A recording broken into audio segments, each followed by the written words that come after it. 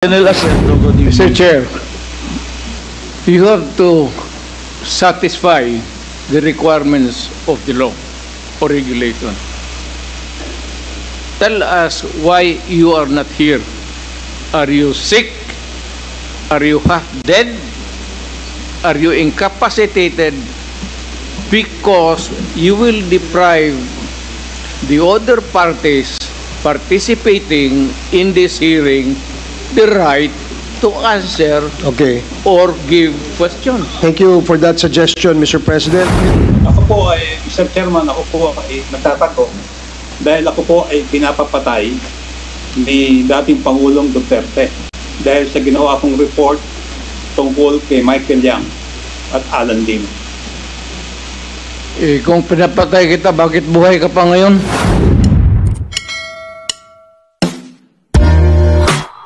Appellate is Congressman Bong Teves. You have 10 minutes.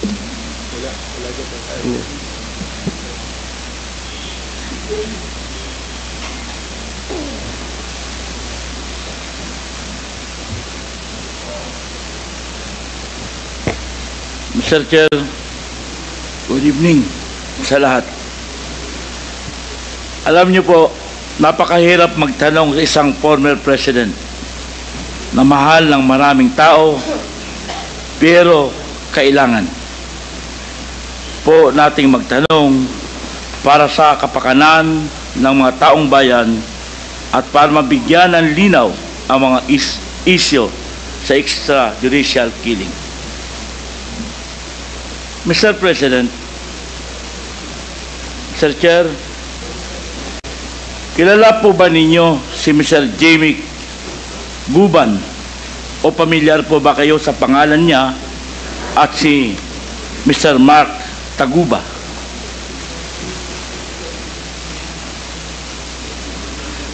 It does not ring a bell.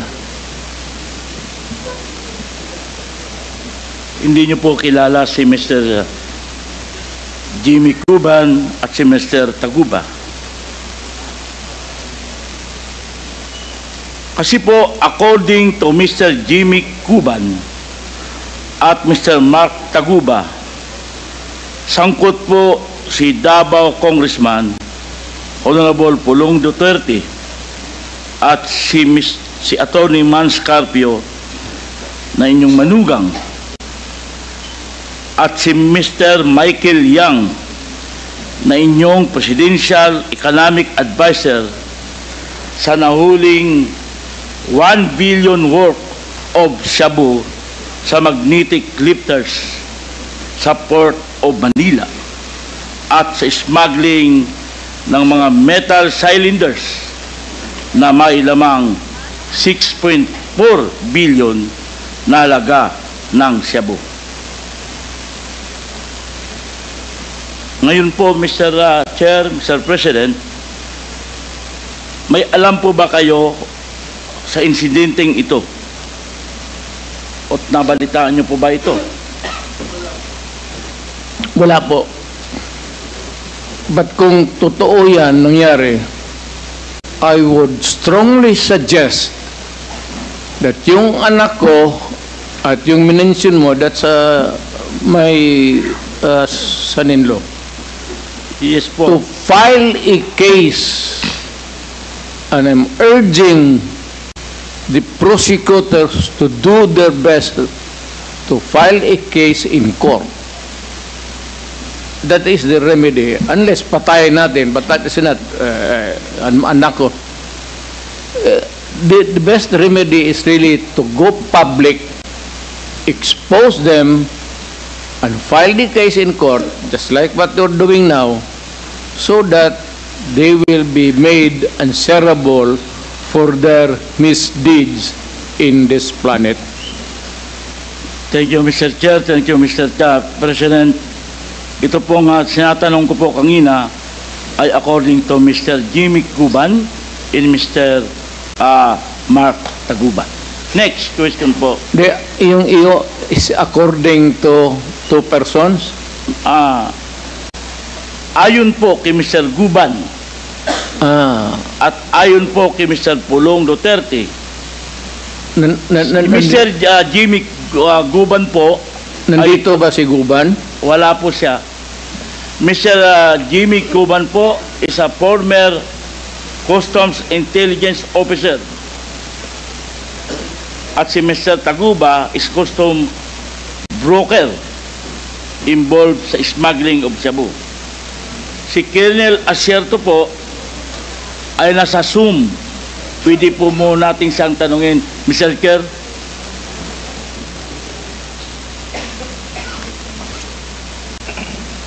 I'm sorry, Congressman Teves, what was the question? Pwede po ba nating tanungin si Colonel Asierto dahil po siya ay nasa Zoom regarding po rito sa mga tinatanong ko po kanina kay former President.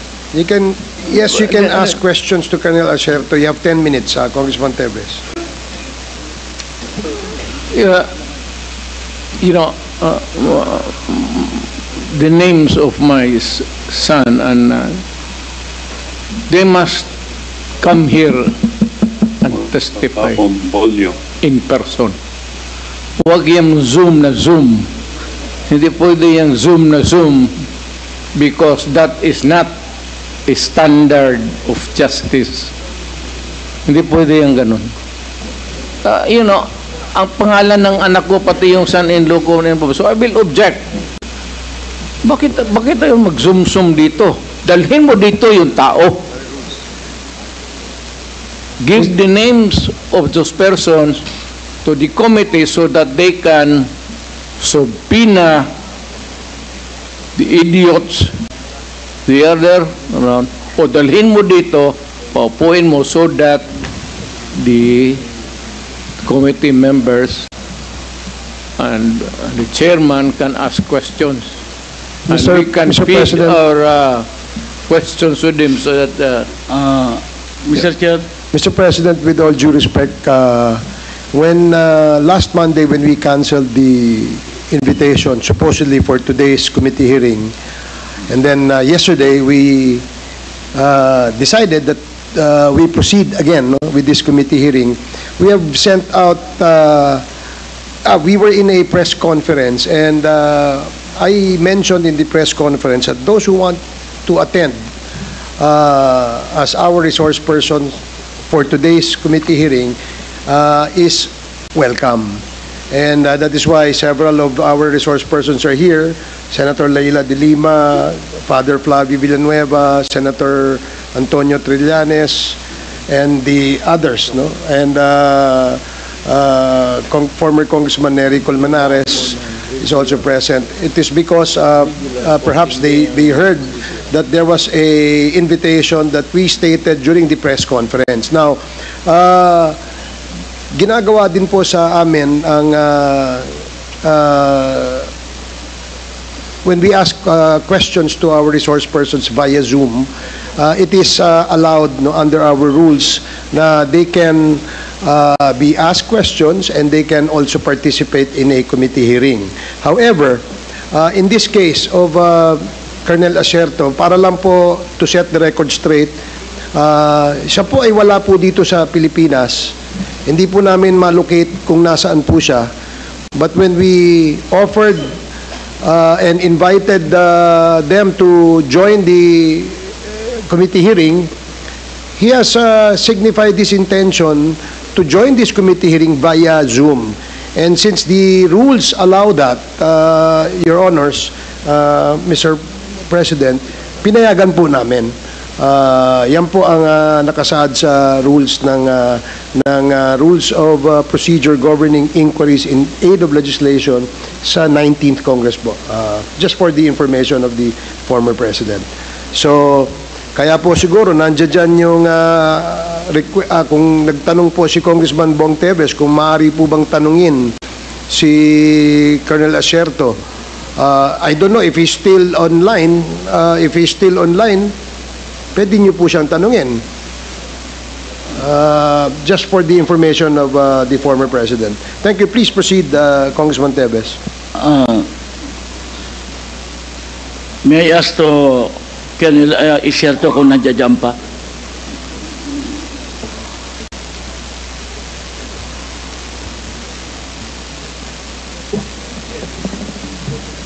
Comsec, Secretariat, would you know if there's Colonel Acerto in the Zoom? Kung online ba? If Colonel Acerto, kayo po ba'y nandiyan? Yes, sir. Dito po ako. Sige po. Congressman Bong Teves, you have 8 more minutes na lang naiwan sa inyo. Colonel Acerto, good evening. Mr. Chair, you have to satisfy the requirements of the law or regulation. Tell us why you are not here. Are you sick? Are you half dead? Are you incapacitated?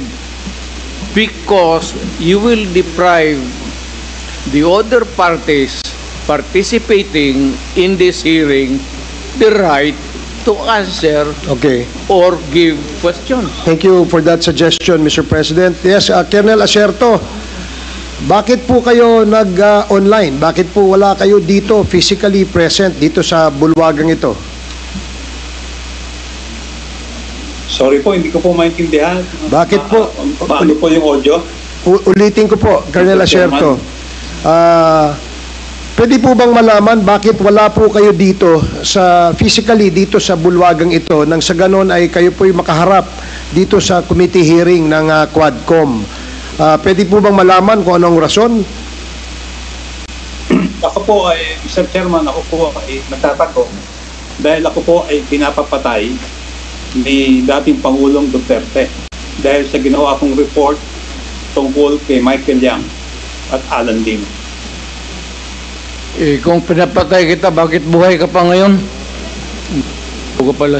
1 minute suspension. Mr. Chairman, 1 minute suspension. 1 minute suspension. Mr. Chairman, just a point of clarification, Mr. Chairman. Congressman Paduano. Mr. Chairman, the former president has been told by this representation twice that he should wait to be recognized by the chairman, and he keep on talking without being recognized by the chairman. So, what's the pleasure of this committee and the chairman in regards to that? Well, it's probably an oversight on my part, Your Honor. But, you know, it's not very easy to manage a committee hearing like this since mainit po ang usapin. Kaya as much as possible, no, we are trying to cool things down, no, especially kapag tumataas na po ang temperatura. Kaya nga, if there were lapses on my part, I would like to ask for a consideration from my colleagues, especially my co-chairs, with respect to the rulings of this chair. So, ang akin lamang po, naitanong po kanina kung bakit nasa online o nasa Zoom, ako po'y as much as I can, I explained, no, kung ano po yung basihan at ano po ang ating rules tungkol, ano po ating batayan tungkol dito. Kaya po nabanggit ko yan kanina. But if there are any rulings that you wish for the chair to make, please manifest, and I will try to consider whatever the requests of my colleagues. So yun lang ang aking gustong isagot sa inyong katanungan, Congressman Paduano. Mr. Chairman, again, this is just a manifestation. I just want to remind the former president that please do not answer queries or talk unless otherwise you are being recognized by the chairman. Please, let other resource person or members of the committee finish their statement or query. Thank you, Mr. Chairman. Okay, thank you, Congressman Paduano. Yes, sir. I Copy. I apologize. Your apologies is well taken. Thank you, Mr. President. Thank you. Please proceed, Congressman Teves. You only have 6 minutes. Colonel Acerto, good evening. Ayon po kay Mr. Jamie Guban, kayong dalawa po, Colonel Acerto, ay naging biktima sa mafia ng Davao at based naman kay Mr. Taguba, sabi niya ay pinacilitate niya ang entry ng mga shabu shipment dahil sa influence at protection ng isang Davao group. May idea ka po ba rito, Colonel Asierto?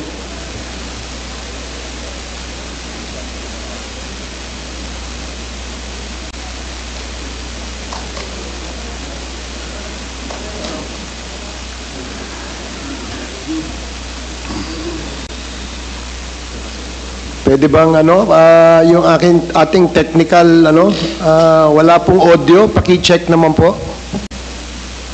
Secretariat, can you please make sure that the audio is working? Mr. Chair, may I question this anomaly of taking a testimony with video of a person on the basis of his story only. Dapat to dito, that person, if he has something to say against or for anybody, must be required to attend here and tell his story. Mahirap po yan because that is not a standard, a fair standard of justice. Solo nila. Pagkatapos, tapos ng istorya. So, his story becomes gospel truth. What about yung mga tao tinatamaan niya na totoo o hindi? How can you now confront or ask question? How can you now redeem your name, your honor, if hayaan mo ng ganon Mr. na Chair, testimony? They Sige should po. be required to attend. Mr. President, kanina po piniliwanag ko po kung ano po ang ating batayan at ating basihan sa pagpayag po natin na magkaroon po kami ng mga resource persons via Zoom, no? Tinanong po kanina ni Congressman Bong Tebes kung bakit nasa Zoom si Colonel Asierto, at tinanong ko rin po kung ano po yung at hindi pa ho yata siya nakakasagot doon sa katanungan yon. I do understand, Mr. President, yung inyong punto, no? And I cannot not allow the resource person via Zoom to participate in this committee hearing because under our rules it is allowed. But I will guarantee you that whatever the resource persons via Zoom will make, this is taken. This should be under oath.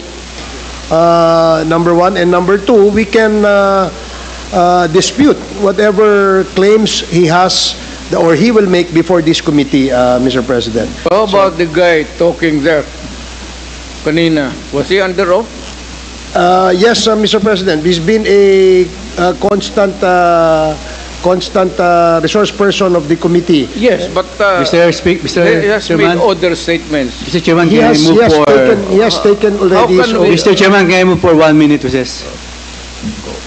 1 minute suspension.